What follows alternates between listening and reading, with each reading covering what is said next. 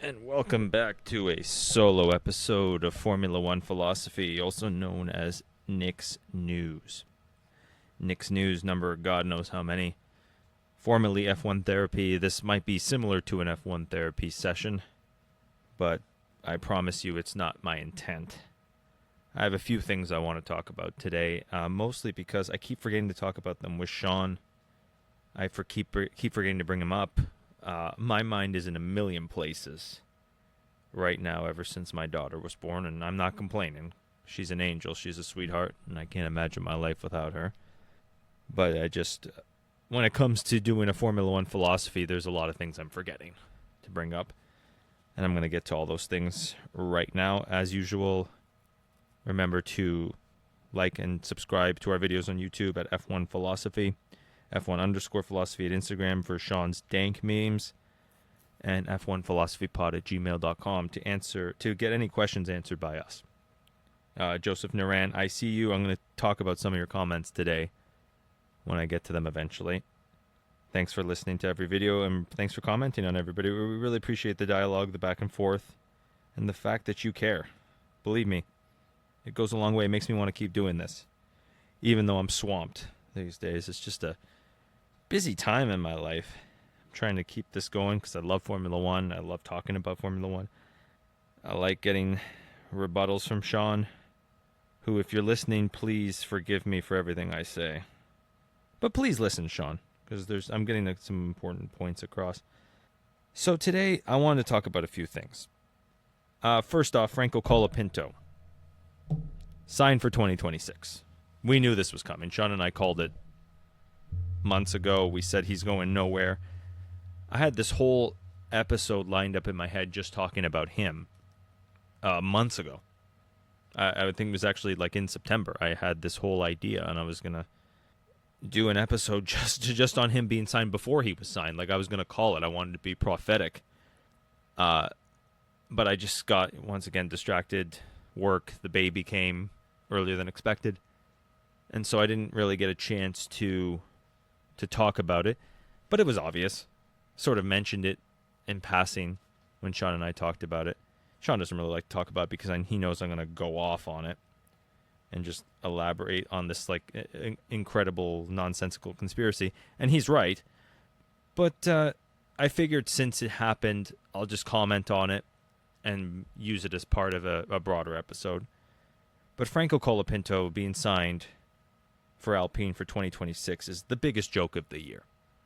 And I texted Sean as soon as it happened, and I said, pay drivers are fine as long as everybody loves them. And that's what the past year and a half has been with Franco Colapinto since he was signed for Williams at the end of 2024. It's been a propagandistic fluff piece, shall we say. It's been the media selling Franco to us, knowing he's not good enough to be in Formula One, trying to get us to like him so that we keep him around. It's kind of like Yuki Tsunoda. Yuki was a joke. Like, the first season he was there, I thought he was pretty decent. But considering he wasn't anything special, Red Bull never thought much about him. He was there because Red Bull needed help with the Honda engines. He was a Honda plant, as Eddie Jordan pointed out before. He was a Honda pay driver. Honda said, if you want our engines, if you want our engineering, and you want our development, you have a Japanese driver. Fine. To me, pay drivers aren't a problem. It's the fact that everybody goes hard on them and makes fun of them and says they have no place here, and let's bring Formula One back on merit unless we like them.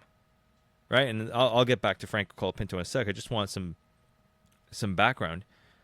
Like, everybody hates Lance Stroll, who was actually really good in his junior career, and yes, is technically a pay driver now. Now he's a pay driver. But early on in his career, he was not. He earned his place in Formula One. He's pretty good. Sean said it in the last episode. When he's in a good car, he's pretty decent. Podiums for Williams, right? The last time the Williams was good. After that, they fell apart.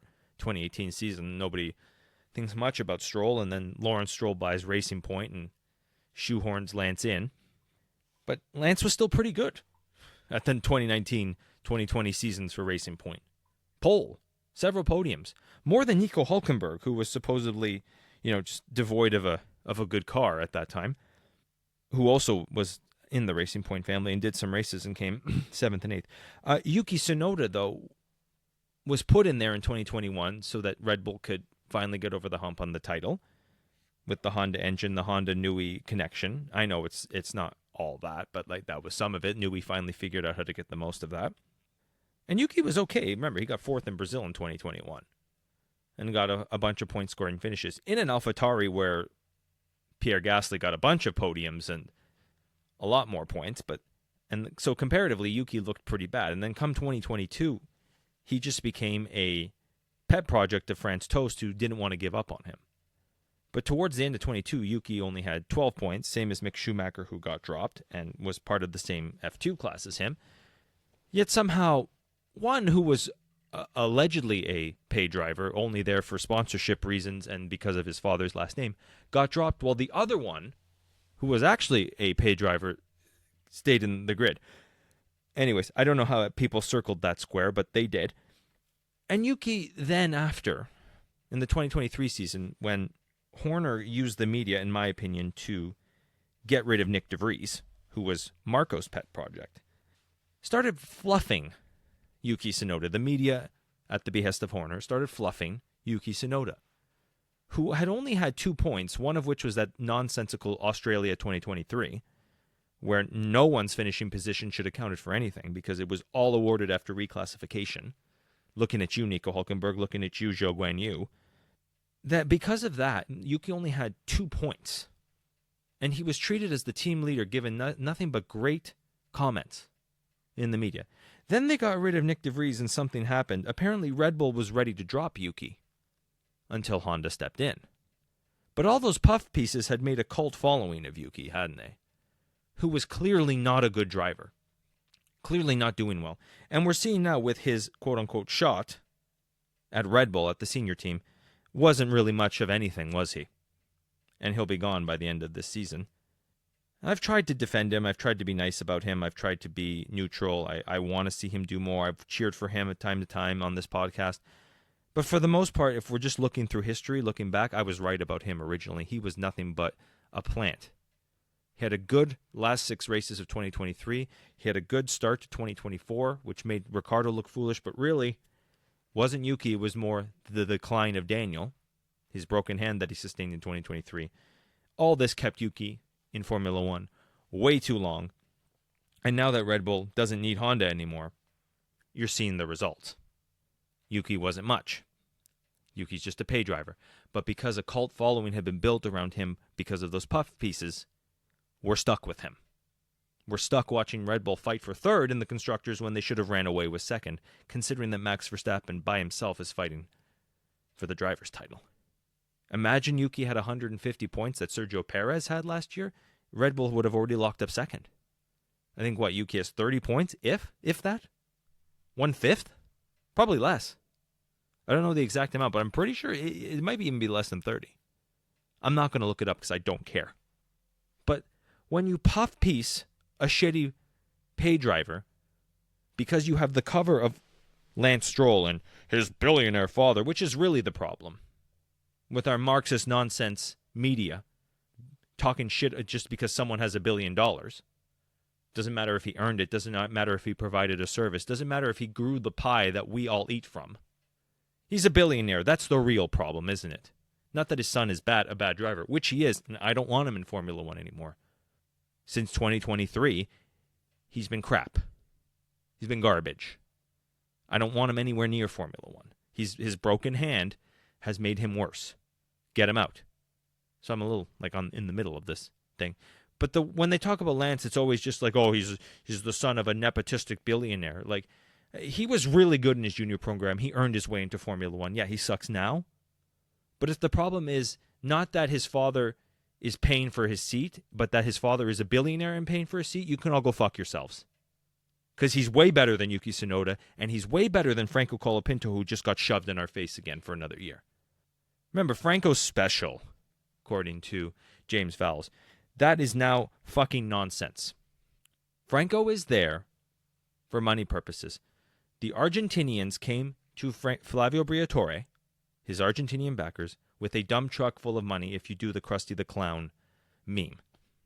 I think I think it was Camp Krusty, season 3 or season 4 of The Simpsons. My Simpsons knowledge is pretty good. And he says, they came to me with a dump truck full of money. What was I supposed to do? Yeah, that's what happened. They came to Flavio Briatore with a dump truck full of money to keep an Argentinian on the grid. Because based on his results, he's been garbage. Pierre Gasly just got another 2 points on 2 different races, a sprint race and a Grand Prix race. And Franco Colapinto supposedly closing the gap. I'm pretty sure he was last or close to last in both races. In clear air, he's faster than Pierre Gasly. Remember that bullshit I brought up? That was going to be part of the whole episode just on Franco. That I saw comments online from people who are clearly Colapinto plants, there to justify his conclusion, paid for by the government of Argentina. I'm positive. I have no proof of it. I just have an inkling of things. Saying in clear air, Franco is faster than Gasly. He's catching up. And I saw some guy, some British media personality on YouTube named Tomo. He has a check mark next to his name, so it means a lot of people listen to him, saying Franco Colapinto is closing the gap. That's the title. Go search this up on YouTube. Franco Colapinto is closing in on Gasly. This was a couple weeks ago. How much did they pay you, and why did you need to make that video? We know that's not true. You know what's the ultimate form of clear air? Is qualifying. Gasly is killing him in qualifying. Every race. Statistically, Franco Colapinto was the worst qualifier on the grid. Slightly better than Oliver Bierman going into Singapore, but that's another story. By the way, just for the record, everybody, Haas sat there and shat all over Mick and said his dad's the only reason he was in Formula One. Behrman's dad, I think, is the 3rd or 4th richest father on the grid, just as an aside. I'm not going to talk shit about Behrman anymore. I'm not a hater. I just want everybody to remember, and want this to be historically put into the record, that the only reason Behrman got away with what he did is because Haas liked that money. I think Haas didn't want the Schumacher money. Haas didn't want Mick being independent and being of his own team, his own family team, which, brought 7 titles for the Schumacher family. That's what they hated. They hated the independence of Mick. Not that he was arrogant or bad attitude or poor management and all that stuff that Steiner made up. And the fact that Steiner brings up management as one of the main problems why they dropped him should tell you that it wasn't talent or lack of it. It was he just didn't like Mick's face, and he didn't like the team around him because Mick knew he was better than Steiner. Was proven right within 12 months, but the rest of Formula One just doesn't want him on the grid. But Franco is there for money. And we're all okay with this? Where's the shots at him? Where's the shot at the billionaire backers behind Franco Colapinto? Where's all that shit? Where's the delving deep and the historical analysis of Argentina using dump trucks worth of money to get Franco Colapinto in there? None of them analyze it. I do. I'll give you the receipts. Argentina's going through a rebrand. Their current president, Javier Milei, is going the Canadian route. He's rebranding Argentina instead of actually fixing structural problems that are there. When he was elected, he promised to cut everything, restructure Argentinians' debt, and he was trying, but he failed and had to be bailed out by the United States a couple months ago. I don't know if anybody follows finances closely as I do. Ultimately, he had to have the support of Donald Trump and the United States and the financial backing in order to continue his agenda. Otherwise, it was failing miserably. Argentinian bonds were collapsing again. That means their ability to borrow money on the world market was going to be harder and harder. They were going to have a weakening dollar, and their exports weren't going to compensate for the amount of money that they got back, so they weren't able to buy the stuff they need to produce what they needed to produce, which means they go through a hyperinflation again for the millionth time in 100 years. Originally brought upon by not having a source of oil once the oil standard became the way that world finance worked after World War II. The United States backed dollar with the backing of the Saudi Arabians giving them oil for U.S. dollars. U.S. paid U.S. dollars for Saudi oil. If you don't have U.S. dollars or you don't have oil to sell, you can't get U.S. dollars, therefore you can't buy oil on the world market, therefore you have to devalue your dollar, therefore you go through a hyperinflation. if you're a country like Argentina, which has no source of oil. Or you can be Venezuela and use that source of oil and then sell all of it and then promise socialist policies for 50 years and then, or I guess it's 40 now or 30 years, I'm not sure, since Chavez came in, bankrupt yourself and then go through a hyperinflation. Argentina did both of those things. But now they're going through a rebrand through a guy who claims to be a conservative. And he wants Argentina on the world stage. He wants Argentina to be the cool new place, much like Stephen Harper did at the end of 2008 during the financial crisis. Instead of fixing the budget for Canada, instead of cutting the regulations he promised to cut, instead of making Canada a rich oil-producing nation with less regulation so that Alberta could become really rich because he came from Alberta and that's what he promised and that's what the majority of Canadians voted for in 2008, he instead did none of that and just rebranded Canada in American media. And if you watch shows like How I Met Your Mother, Modern Family, what's the other crappy ones that came around that time? They're all garbage. I can't even think. Oh, Big Bang Theory. They all have positive things to say about Canada around that time. Watch them. I didn't watch them closely, but like in the background, I'll hear like comments about Canada from time to time. Always in a positive light. And that was courtesy of the Harper government. Instead of doing the things he needed to do, much like Millet right now, he just rebranded Canada. Oh, cool, Canada. Canada's so cool. I love waiting 4 hours at the hospital for free with free health care. 4 hours when my fiance might be having a brain aneurysm. That was so cool of Canada. I love that. I love having to get stitches and having to bleed for 4 hours and having ice while I'm in the waiting room like I did when I was 12. Very cool. I hate hurting myself and knowing I don't want to go and sit in the waiting room for 8 hours sometimes if it's just a sprain or a big gash on my finger. Everybody makes fun of America, but Canada's just as bad, believe me. Just because America's expensive, and expensive because of their own doing, they could fix it easily, doesn't mean Canada's better. Anyways, I'm making this a really political discussion, and I'm sorry, everybody, but just bringing some historical receipts. Javier Milei is doing that. So that's why Franco Colapinto has all billions of dollars of money behind them to get him in Formula One, to rebrand Argentina as cool, maybe even get the Grand Prix back, maybe even get people traveling to Argentina and bringing American dollars, euros, gold, silver, who knows? They're trying to say, hey, we're the place where you can launder, you can invest money. Again, and don't get me started because a lot of this too is probably money laundering through Formula One. Let's just be honest here, people. What do you think Formula One is? The Saudis run it? It's a washing machine, not a fucking racing series anymore. But that's why we're stuck with Franco Colapinto. He's not actually good. He's not actually special. 9 races in 2024. He finished 10th twice. One of those 10ths became an 8 after Carlos Sainz and Sergio Perez crashed into each other on the last lap. And yes, I am salty that instead of Mick being that guy, it was Franco, who now, after we've seen how many races now, I think it's close to 20 this season. No, it's 18. Wait.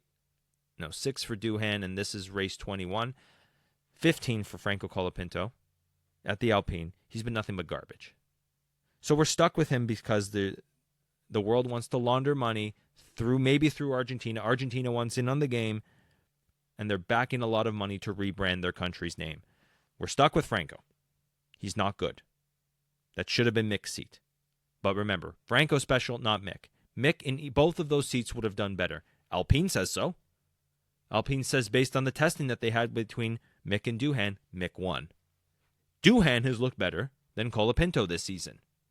Therefore, you all can all do the math. Mick probably would have done better at the Williams too, considering he was a Mercedes reserve driver, so he understood the engines. He did some testing for the team. Anyways, it just further vindicates me that Mick was screwed out of a seat in Formula One. The way that they fluffed Franco, they decried Mick. They destroyed Mick's reputation while fluffing up Franco's. And if they just fluffed up Mick's reputation, he would happily be in Formula One doing a way better job. But he's off to Indy now, it looks like. I'm going to say something I would never say. Indy looks like it could potentially be better than Formula One if they do it right. Formula One's offloading all their great tracks, excluding Zandvoort. But like Belgium's on rotation, Imola's gone. They're slowly but surely going to get rid of, like that they've offloaded Germany, Magny-Cours. They'll eventually get rid of Hungary. They'll keep Monaco because that's where the Saudis launder some other money through their yachts and stuff like that. So Monaco will always be stuck there forever. Miami's there till 2041, which is garbage. The Saudi Arabian Grand Prix, garbage. Bahrain, garbage. They'll probably get rid of Australia too eventually. Indy should start taking all those tracks. They've talked about taking Zandvoort, which I don't know why, but if you're going to take Zandvoort, take those two. Get rid of your crappy ovals and turn yourself into a genuinely competitive racing series that could rival Formula One. Your cars are going to be faster next year because Formula One's hell-bent on destroying itself, making itself worse every year. Oh, the cars are a little bit lighter and shorter. Yeah, they could be very, you know when they were very light and very short in 2005, you could get rid of the V10s, still have V8s, and be even lighter and faster. Funny enough, Lance Stroll, of all people, said that. He said this shouldn't be a science project to think how can we make the engineers very happy, and giving the engineers a science project of how can you make a car very heavy with a heavy, inefficient, produces more CO2 hybrid battery engine, because people forget in order to make the battery-powered engines, there's a lot of CO2 involved. Instead of that, you can just say, how can we get the lightest, fastest car around? It may be gas, it may not. But that should be the goal, instead of setting a crappy standard and then saying, okay, find the fastest car possible. Because of that, Indy's probably going to be faster next year. It already is around certain ovals. So Indy now has an opportunity, since Europe and the rest of the world wants to go under severe 1984-style law, surveillance states. America is going the exact opposite direction under Trump, at least theoretically. I don't believe that Trump will sell people down the river, but at least theoretically, they're going in the opposite direction.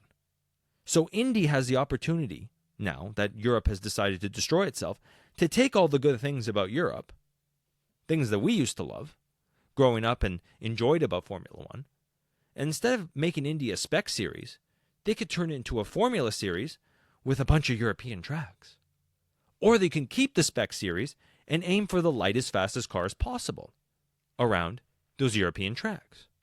You can reinvigorate the engineering industry in America because Europe is hell-bent on starving itself to death. I could go off about that for hours, but that's what seems to be happening lately. Europe is constricting itself with all these crappy, stupid, needless regulations that produce more CO2. You could actually be the green series by trying to find the lightest, most efficient cars possible and fast. And hey, there's a bunch of European tracks available that Europe decided to destroy for no reason. It's all there for the taking. For the first time in my life, I think Indy could be better than Formula One in a few years, with a Schumacher in there. So there's a lot of potential there. And obviously they'll fuck it all up because they always do. But hey, here's to hoping, right? Let's talk a little bit, just quickly. I just want to quickly talk about McLaren because I forgot to bring this up. Jos Verstappen, after the Brazilian Grand Prix, I think, or just before the Brazilian Grand Prix, made a comment towards Oscar Piastri saying, and I'm paraphrasing, Oscar needed to take more initiative and more control of the McLaren team because they sat there and screwed him. That's not what he said, but that's paraphrasing. And he said if he took control of the situation and spoke out more about it, they would have never done what they did, which, as a reminder, Sean and I have gone over a million times, took a win away from him in Australia, what would have been a 30-point swing in his favor over Lando. Right there, he's 6 points ahead of Lando. Told him to slow down in Japan and not pass Lando's 6-point swing. Told him, screwed his strategy in Imola because Lando said Oscar's tires look bad. Pitted Oscar in extra time when they didn't need to and favored Lando's strategy when Lando started 5th on Oscar on pole. Another 6 points. Just to get Lando into second place behind Max, who won on merit. Screwed Oscar at Monza. Screwed Oscar at, which is the most famous one, screwed Oscar at Austria. Oscar was given an unfair yellow flag in qualifying, couldn't set a pole time, still started second, or third, up to second on the first lap. Seconds within a second behind Lando most of the race. Goes to pass him. The team says, hey, no, don't hit it. Remember papaya rules. Then gives him a shitty pit strategy and says you'll make it up at the end, only for Oscar to get blocked by Franco Colapinto. I wouldn't be surprised if that's why Franco Colapinto has his seat. Just saying.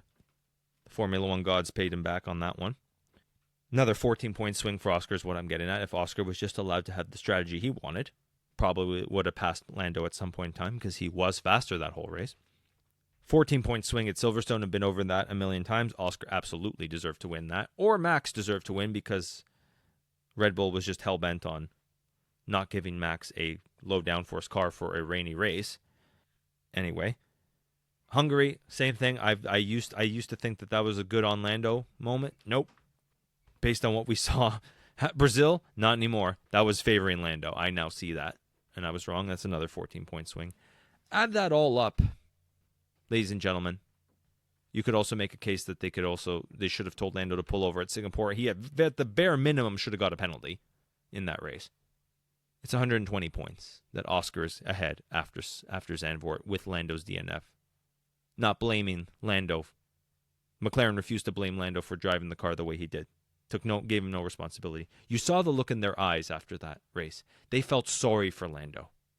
They wanted to rally around Lando. I thought Monza was the bait that they gave Oscar to see if Oscar could be the villain so that the team could rally around Lando, but no. The second they saw Oscar really run away with the title, that's when the team rallied around Lando. And you've seen the bullshit ever since. Monza, Singapore. It's not fair. Oscar's clearly broken. And then this latest rendition in Brazil, Lando would have had to go past Oscar, and then Max probably wouldn't have won the race. Instead, they pit Oscar to give Lando a clear shot at Max, then Max pits. Lando's been good. He has. These last two races, though. Just these last two races. On merit, he only had one win, which was Monaco, which was a fraud of a race. Yes, he was the best in qualifying. Yes, he deserved that win. But the only race he won on merit in the first 15, or actually first 20, was Monaco. If Oscar's up 11-1 in wins, 120 points ahead with 9 races to go after Zandvoort, what do you think happens to Lando? Do you think he drives freely, makes the comeback? Does Oscar fall apart the way he does with all this great momentum behind him figuring things out? No. Oscar probably doesn't have a race like he did in Baku, a qualifying like he did. Oscar probably isn't off form like we've seen these last 6 races. I think McLaren broke him.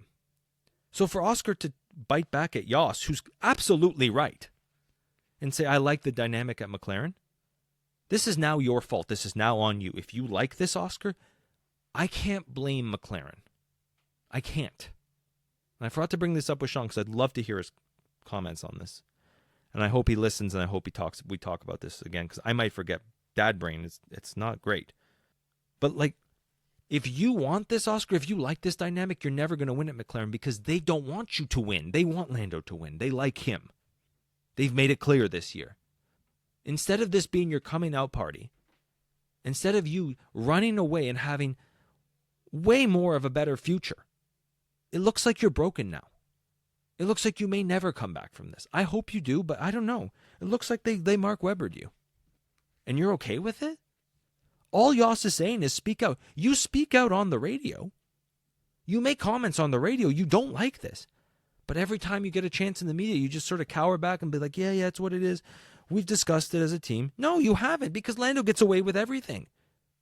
He hits you in Singapore, and they say there's going to be repercussions. You, in a sprint race, get hit by everyone else and hit Lando, and it's your fault? For trying to pass him? For Lando going deep? In the Austin sprint race? Remember that? They don't want you to win. They want to give Lando every opportunity. I've said this before. The only way you're allowed to win is once Lando's had every opportunity and lost. That's ridiculous. What if Michael didn't break his leg in 1999? And Michael was charging against Mika Hakkinen, going for the title fight. And the entire time Ferrari favored Eddie Irvine, who was never better than Michael. That would be so ridiculous that everybody said, what the hell, Michael? Get out of that team. Ferrari's never going to help you win. That's exactly what's happening now at McLaren. You have to leave unless you really come out flying next year. But this is something else I want to bring up with Sean. The secret of Lando apparently is he's not reading data anymore. He's not reading the delta on his screen. He's just driving. And like I said 2.5 years ago, sorry to take a victory lap a million times over on this story, guys. But I will, because I need to remind you that I'm on record saying that what are they going to do when they realize that Oscar's better? And why, if you have Lando, did you need to sign Oscar? It's because they knew Oscar would be better. But this is how they navigate it. They slow down Oscar. They bring Oscar down. They pull Oscar down to Lando's level, who has been the 4th best driver this season. This is what they did. This is how they navigated that. So, Oscar, you have to leave. You have to go. Lando is not reading data anymore, so the development is now stifled.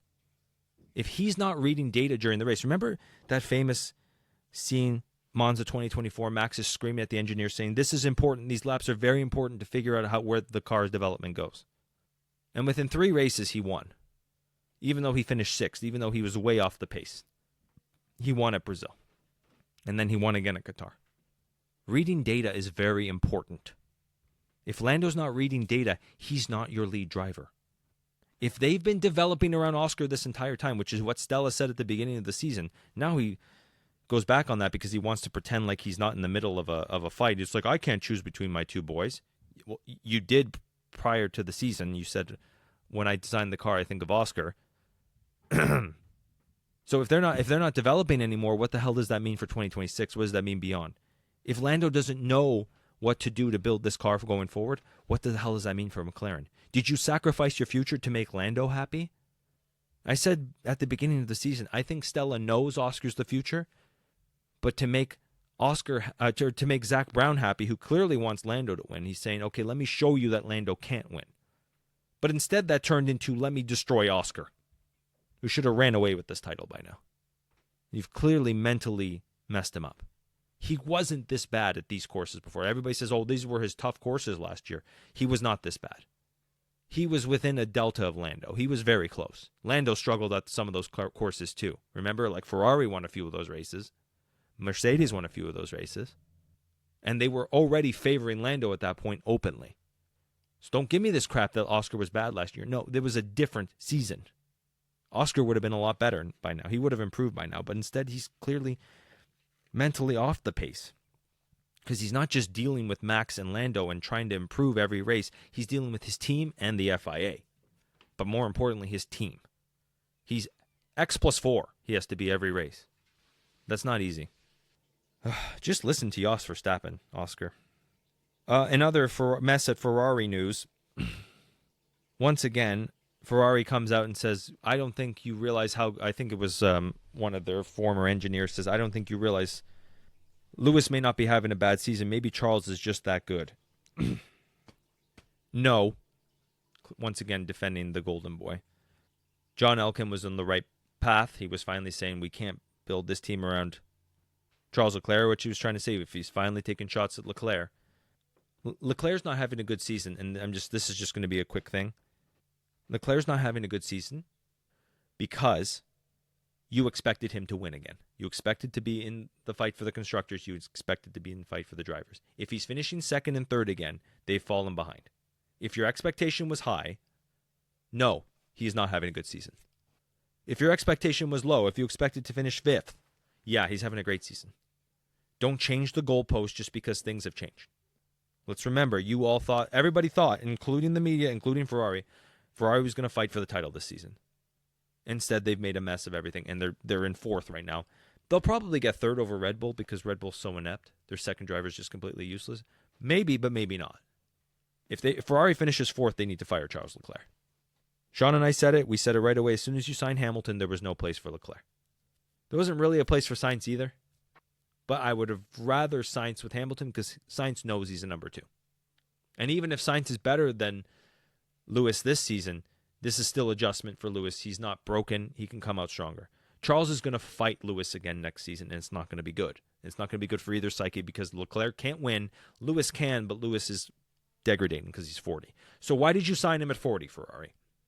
Once again, it comes back to that. We all said this, Sean and I, last year, beginning of the season. We all saw this coming. Like I've said a million times, they'd be better off being worse this season with Hamilton as the guy and like a crappy number 2, like just a random. Ironically enough, some guy who sat at a Ferrari engine team last year and had no seat at the end of it, Valtteri Bottas would have probably been pretty good. Because he's garbage. He could have just sat behind Hamilton all season, and you would have been a lot worse. Yeah, you would have finished definitely 4th, maybe even 5th if Williams ever puts it together. But you would have learned a lot for next year. You would have adjusted Hamilton to the Ferrari situation. And you would have had someone who would have never broken his psyche. Hamilton's trying to fight Leclerc, and Leclerc's completely useless. And Hamilton goes, oh, if Charles can't even win, what am I going to do? If that's the best Charles can do, what can I do? It's not good for either of them because Charles is never going to win. He had his shot in 2022, and he blew it big time. And then he had it again in 2023, and he was non-existent. And then he had it again to win the Constructors in 2024, and he disappeared when it mattered. I don't want to hear this crap about the Ferrari just didn't give him a good enough car. No, he was supposed to take the lead of this team many years ago. He didn't. He's not even as good as Alonso or Vettel. Get him out of here. The delusion at Ferrari and Italy is just nonsensical. They all just make excuses for each other.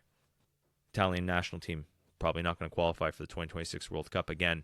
Everybody's in delusion, blaming the coach, not realizing there's a structural problem in place. At least Ferrari doesn't have to redo the entire Serie A. They just have to find a driver that can be a focal point in development and grow with the team. And Oscar Piastri, maybe a Max Verstappen. Sean and I've said maybe that's not a good idea. I don't know. Not Oliver Behrman. Jesus Christ, people, let's relax until he's done something really special at Haas. Maybe, but he has to do something special at Haas first. Not just a couple 4th and 6th places. All right. Also, I'm sorry, Joseph Naran. I haven't been commenting on your comments that you leave in our videos. I'm sorry. You left a comment a couple episodes back, and I just want to comment on it now. First off, in Mexico, you did point out that Yuki had a 12-second stop, and they didn't show it. Yeah, so Yuki would have been in the points. Thank you for pointing that out, because Sean and I didn't bring that up, and I'm sorry. It's just, like I said, dad brain. Really happy that you comment on our videos. Like I've said, 12-second stop for Yuki. Yeah, he would have been in the points. So Sean and I were a little hard on him that episode. He probably would have done a lot better, but it's okay. But not much. He probably still only finished 8th or 9th. Nothing crazy. And then recently I saw you in our U.S. Grand Prix recap. You said something really good, and I want to just comment on it now. I'll comment too on the YouTube channel. And you said, isn't there something to be said about Leclerc being brought into the team at that point in his career and basically branded with the Ferrari logo? I feel like they made him what he is, and they should suffer with that as long as Leclerc is on the grid. In a sense, you're absolutely right. Yes, Ferrari has made this bed. They should sleep in it. You're right. They made him the savior of Ferrari. They made him the guy. They destroyed Vettel, Raikkonen, and like I've pointed out a million times, Mick Schumacher. And it's ridiculous. And you're right. They probably should just eat it now. This is your guy, right? This is the guy you believed would do everything, and he hasn't. He hasn't been what you thought he'd been. Yeah, in a sense. And I think that's probably the direction Ferrari is going to go in. More than likely, yeah, I'm optimistic that they're finally giving up on him. But more than likely, yeah, if he is Ferrari, if he is a perfect representation of Ferrari, and in a sense he is, because Ferrari's all about losing but looking good. That's what they've always been. Like Gilles Villeneuve was exactly that. All their other drivers were exactly that, except for Niki Lauda and Michael Schumacher, the ones that brought the most structural change there. They were able to build cars and make Ferrari better. And when Ferrari rallied around them and had the work ethic that they both had, Ferrari won many championships. But that's not really what Ferrari is. Ferrari wants to look good. Ferrari wants the driver that's happy to drive for Ferrari, like Sean and I talked about last episode in Brazil. They want the driver who's happy to drive for Ferrari without actually winning. And say, no, we'll get him next time. We're coming close. Oh, I just need a better car. Oh, the car's crappy, like they did, like they worshiped John Alesi in the 90s. And you should go back and look at that. When Michael came in 96 and Alesi left, the fans were pissed. They always thought Alesi would eventually win. But Alesi went to Benetton, a race-winning, previous year Constructors' Championship car, and didn't win a single race for them. And Benetton got worse, eventually going into bankruptcy by 98. Shows the effect of Michael. Ferrari needs a Michael, or it needs a good work ethic person to rally around. That's how Ferrari wins.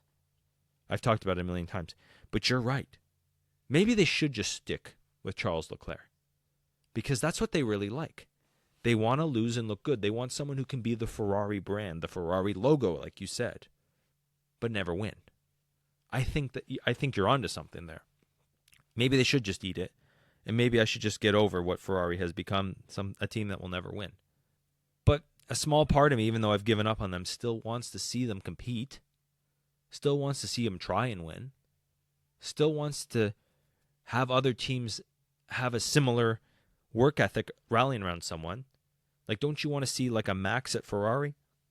Not the Max Verstappen, but a person like Max with Max's work ethic who can help develop a car, like we've seen this year with Max. Max said, okay, give me this for certain races, and I will compensate. And he won Monza and Baku and the U.S. Grand Prix. That was all just them giving Max what he wanted. If every team was doing that, that would be great. And that's why I kind of want to see Ferrari fix course. But you're right, maybe we should just watch them wallow away for years until Charles Leclerc finally realizes how much of a detriment he is and not a future champion. Thanks for the comment, Joseph. All right, that's my rant of the day. I hope I didn't piss too many people off. But everything I said is true. Trust me. Sort of. But if you disagree, you're welcome to comment. You're welcome to start a discourse. This is what this show's all about. Philosophy is about discourse. It's about discussion. f1philosophypod@gmail.com for those comments, or F1Philosophy at YouTube. Like and subscribe our videos. Thanks again, Joseph Neuron. And F1_philosophy at Instagram. All right, we'll be back after the Vegas Grand Prix recap.